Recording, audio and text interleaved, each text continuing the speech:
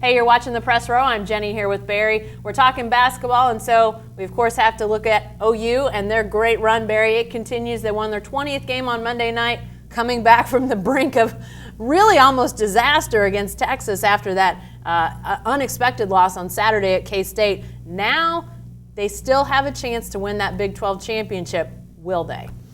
Well, I think I'm going to predict a tie. How about that? I mean, why not, right? I think the Sooners are in great shape. The schedule breaks their way, but they have to go to West Virginia. Yeah. So, I think it's going to be tough to win in Morgantown. So now West Virginia has to go to Kansas as we speak Tuesday night. Yeah. So I mean that Kansas game, Sooners don't generally cheer for the Jayhawks in a Big 12 race, but they need some help from the Jayhawks. But the truth is, this Oklahoma team's not playing as well right now as it did earlier. Mm-hmm. That's not a cause for a big alarm because we see that a lot in college basketball. Team has peaks and valleys, and I think the Sooners are in a valley and they're fighting through it and with some success, which is always a good thing. I think Jordan Woodard will start shooting better again. I think Ryan Spangler will become more productive. I think Buddy Hield, his efficiency has been dipping. I think it'll rise back up. So I think the Sooners are going to be fine. Yeah. I think they're going to be a 1 seed in the NCAA tournament. If not, they'll be a 2. I think they'll tie at least for the Big 12 title. If not, they're going to be a game back. It's going to be a great season. They're going to go into March in great shape. And then it becomes shootout. You just, one game, you got to play well, and if you win, you advance. So yeah. This whole season is about putting yourself in position, and they're really doing that. Yeah, and I think when we talk about maybe having a little bit of a lapse right now, the truth is that the Sooner bench, not super deep, but they are getting a few contributions here and there.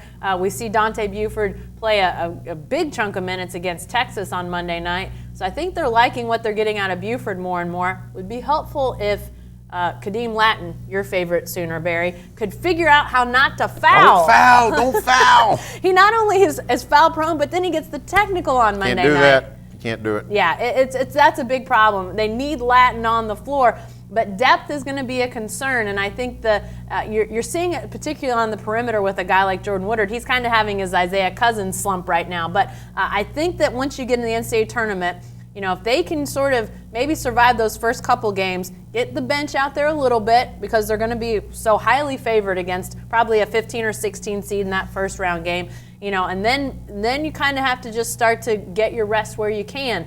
But the thing is, Barry, with all these close games, they know what it takes. They're not afraid of those close games. I think that could come in handy. Could be sort of a silver lining in all of these close games here of late. Yeah, I mean, I looked through it today. Since New Year's, they're 3-2 in games that literally came down to the last possession with 10 seconds left on the clock.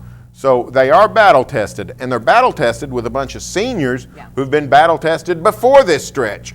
So Oklahoma is better equipped to handle the pressures of the NCAA tournament more than maybe any team in America. So that's going for them. They got good guard play. They got guys that can distribute the ball around. If Jordan Woodard's off, they got 2 other guys you can count on. We saw that last night. Hield and Cousins came through. So they can withstand an individual's bad shooting night. Now, if they all shoot poorly, they're going home. Anybody's guess. But, it's a well-designed team.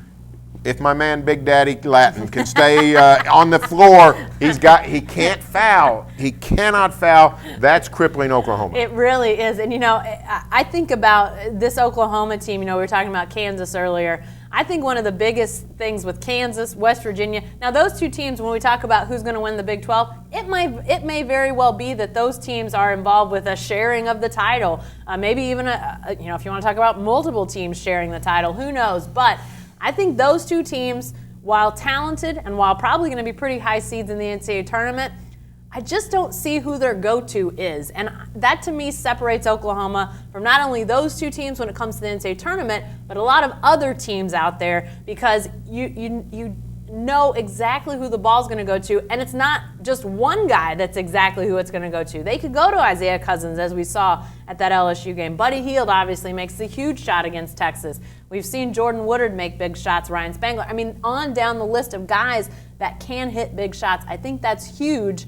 I don't know how that comes into play in the NCAA tournament, but you at least like to have those options out there come NCAA tournament time.